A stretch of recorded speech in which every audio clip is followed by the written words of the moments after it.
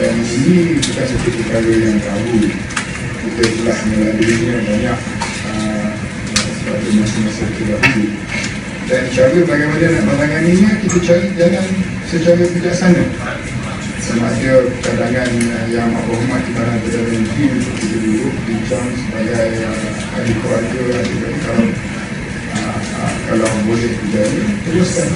Jadi yang penting kita mesti melakukan sesuatu yang membantu dan membina. Tindakan-tindakan yang tidak membantu dan yang memecah belah, dia akan merugikan bukan saja kaki, tetapi kehadiran negara.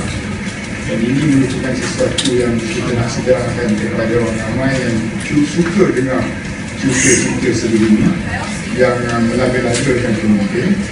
Tetapi pemimpin-pemimpin yang daripada dahulu lagi ada pematangan, kerana kita ada had dan batasan untuk membenarkan diri kita dilanjutkan.